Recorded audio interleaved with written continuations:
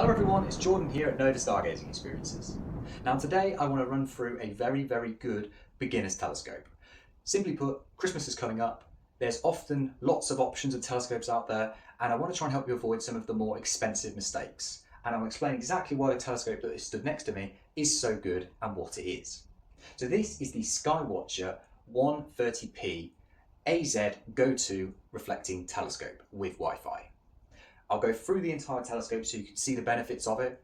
This sits in roughly the price range of £350 to £400 depending on where you get it from. And I'll also give you some recommendations of other telescopes to look at. But hopefully I can help you avoid those really expensive mistakes, some of the mistakes that I made myself, when it comes to buying your first telescope or perhaps buying a first telescope for somebody else. So what makes this such a good starting telescope in the first place? Well, first and foremost, it only consists of three main components, which is the tripod, the mount, and the actual optical tube. As you can see, it's very lightweight, so it's easy and maneuverable. It's got extendable legs on the tripod, so you can adjust the height depending on who's looking through or how tall you are. But it's also really simple to get on and off, and the optical tube itself, which is this bit, is dead simple, and not only that, it is, as you'll see in a sec, extremely lightweight.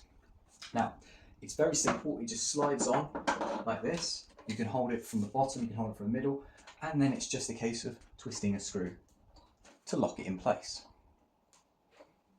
Now, normally included with a telescope will be a couple of eyepieces. It could usually be a 20mm and a 10mm, or a 30mm and a 25mm. That will entirely depend on where you get the telescope from. But you simply take out the cap that's provided and input your eyepiece and then tighten either side. You've also got your focuser knobs just here to make sure you get a nice sharp focus. And they usually come with what we call a red dot finder. It also has embedded in the actual tripod itself a spirit level, so that regardless of what surface you're on, you can always get your telescope level, which is extremely important for visual astronomy and astrophotography. It also includes a cover for the actual telescope itself. You've got the spider at the top here, and then the mirror down the bottom. Now what's also very useful is it has this little cap which comes off. What's this for? This is for two things. This is for moon viewing, because it restricts how much light is coming into the telescope, so stops that glare for when you're looking at the full moon. But it's also used for solar astronomy. So if you've got the correct filter, you can put the filter onto the end here, and then you're safely looking at the sun. Never look at the sun unless you have the appropriate filter or telescope. This is the red dot finder. The red dot finder is really simple to use for anybody that hasn't operated a telescope before. Simply put, it has three cogs on it. This cog will adjust it up and down, this cog will adjust it left and right, and this cog will turn it on, and if you can see, just looking up through there, there's your red dot that's projected onto the sky. So all you have to do, you can do this in the daytime or the nighttime, sometimes easier in the daytime, but find something like a distant lamppost or signpost or top of a tree or chimney or whatever. Get that actual image inside the eyepiece first so that you're looking at the object. Then you can adjust your red dot finder and get the red dot sat on the same object.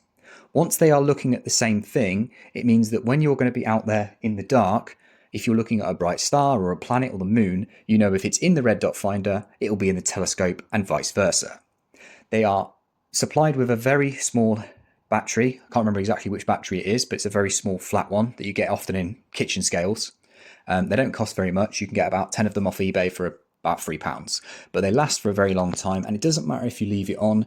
It helps if you turn it off because obviously the battery lasts longer, but to be honest with you, the batteries last a long time because it's literally just projecting a red dot, and the red dot comes from the little light just here. Now this bit is why this telescope is so good. It comes with Wi-Fi. Now, why is that so useful? Well, first of all, you can connect it to any phone or tablet that will download the SynScan app. That's the Skywatcher SynScan app. It's dead simple. You simply put in the power. Well, the power could be powered by direct into the mains or by 8 AA batteries. And the AA batteries for this particular telescope will last a very long time. It comes in a little housing unit that you put the batteries into, and away you go. But once you're connected to the Wi-Fi, there's a couple of things you can do via the app. Number one is you can do a 1-star alignment, a brightest star alignment, a 2-star alignment, or a point and track, which basically means that Once you've got the particular object, whether that be Jupiter, Saturn, the moon, whatever it is, inside the actual eyepiece and you can see it, you can press those buttons and this telescope will track that object. And if you've star aligned it, or bright star or bright object aligned it, then it also will automatically, after a press of a button, move to that object and get it somewhere close or inside of the eyepiece. When you are starting out, this is what puts a lot of people off. Number one is the alignment process, or number two is constantly never actually seeing anything or finding anything, or finding it and then of course it's moved because it's not being tracked. This is why this telescope's value is so good, because there are other telescopes out there that do the same thing, but they will charge much, much more for. There is also space for a hand control, known as the hand box, or the SynScan version 3, 4, 5, whichever one you get, that means you can then control it manually. So hopefully by now you can understand why this telescope is such good value for money. I actually bought this exact telescope for my mum for her birthday, and she herself would happily admit that she's not technology savvy nor telescope savvy, but this telescope has allowed us to see the moon, the planets and the stars. She finds it so simple to use. Now, heed a warning here. You can just go out and buy something for £100 or under, telescope-wise. But you know what? You'd be doing yourself a disservice. Not only monetary-wise, but for what you can actually see. Manually tracking something is frustrating. Getting it into the eyepiece and it keep moving out of the eyepiece is a game of chase your tail. And especially when you want to go for a more zoomed in view. That's why tracking is so important.